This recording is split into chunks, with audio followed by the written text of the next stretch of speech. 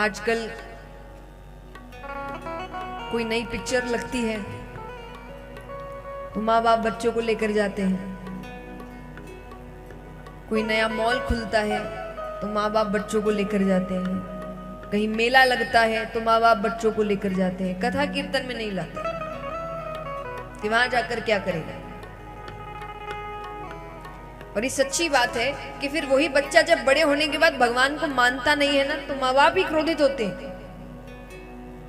पर शुरुआत माँ बाप ने करी होती है। मैंने कितनी जगह ये साफ तौर पर देखा है कि मान लीजिए परिवार के सब सदस्य तैयार हो रहे हैं कथा में जाने के लिए, और कोई रिश्तेदार नहीं पूछ लिया बच्चे को देखकर क्योंकि वो तैयार नहीं है, कह रहे ये तैयार नहीं हुआ, तो बच्चा तो कुछ नहीं कहता, उससे पहले माँ बाप कहते हैं कि ये जाकर क्या करेगा, बोर हो जाएगा।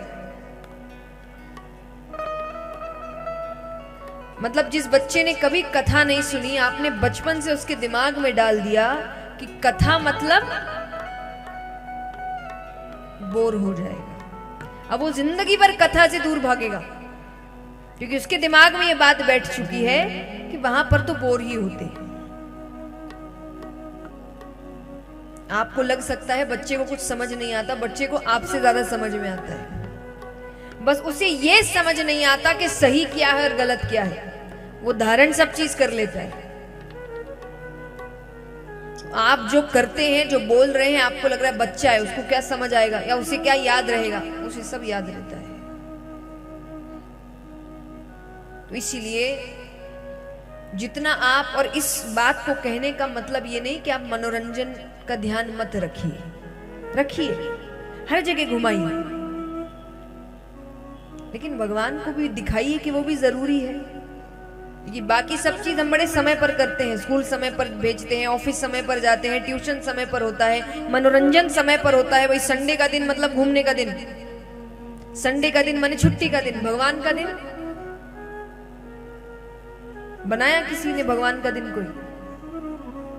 तो बच्चे को क्या लग रहा है कि हर चीज में कितना ध्यान रखा जा रहा है कि इस चीज का ये दिन ये ऐसे करना। भगवान के लिए कुछ नहीं है। भगवान के लिए समय मिला तो कर देंगे, नहीं मिला तो कोई बात नहीं। वो तो यही समझेगा ना भगवान इतना जरूरी है नहीं, क्योंकि होते तो मेरे माँ बाप जितना हर चीज का ध्यान रख रहे भगवान का भी रखते कि नहीं भाई इस दिन मंदिर जाने का दिन है, इस दिन कीर्तन का दिन है।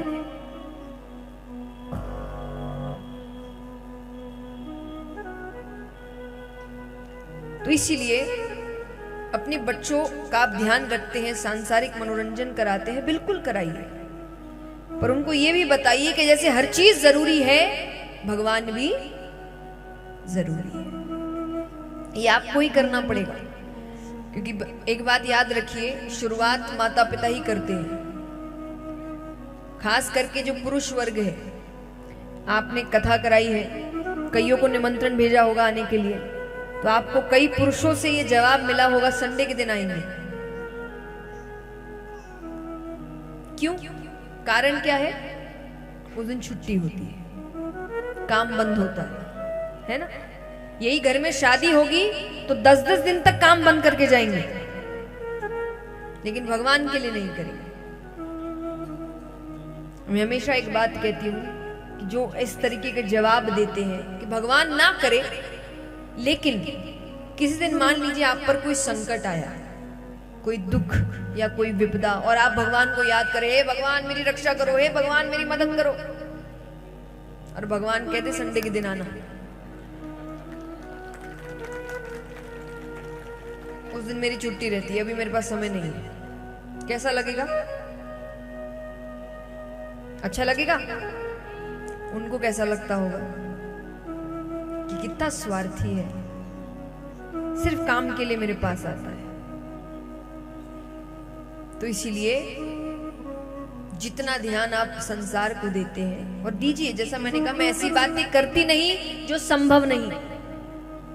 मैं यहाँ आपको ये बोलने नहीं बैठी काम बंद कर दो, पैसा कमाना बंद कर दो, व्यापार बंद कर दो, दुनियादारी खत्म कर दो, संसार छोड़ दो, मोह माया है, कुछ भी नहीं। संसार में आए हैं और गृहस्थ चुना है तो सब करेंगे, अच्छी जिंदगी जिएंगे, काम करेंगे, धन कमाएंगे, लेकिन भगवान को हटा कर नहीं, उसको साथ रखकर। तब और आगे बढ़ोगे, ये याद रखना। जो भगवान को लेकर चलता है ना, वो बहुत आगे बढ़ता है और सही रास्ते पर बढ़ता है। लेकिन जो भगवान को छोड़ देता है वो आगे तो बढ़ेगा लेकिन कहीं ना कहीं जाकर रुकेगा, क्योंकि वो गलत रास्ता अपनाएगा। कहते हैं ना, जो भक्त होता है वो गलत रास्ता क्यों नहीं अपना सकता, गलत काम क्यों नहीं कर सकता, क्योंकि वो अपने हर काम में भगवान को जोड़ देता है। अब मान लीजिए कि आप भगवान भक्त होते हैं जो भोग लगाते हैं भगवान को, भोग लगाए बिना कुछ नहीं खाते। अब आप ऐसी वैसी चीज तो भगवान को भोग लगा नहीं सकते, इतनी बुद्धि तो हर किसी में है कि नहीं, कि कोई ऐरी गहरी चीज आप भगवान को भोग लगाएंगे नहीं। और जो भोग लगाए बिना खाता नहीं है कि नहीं भाई मैं खाऊंगा तो वही जो भोग लगाऊंगा, तो खुद भी नहीं खाएगा। तो जो भगवान को हर काम में जोड़ लेता है वो फिर गलत कुछ नहीं करता, लेकिन जो भगवान को हटा कर रखता है फिर वो गलत रास्ते पर चला जाता है। तो इसीलिए संसार में रहिए और भगवान को साथ रख कर रहिए।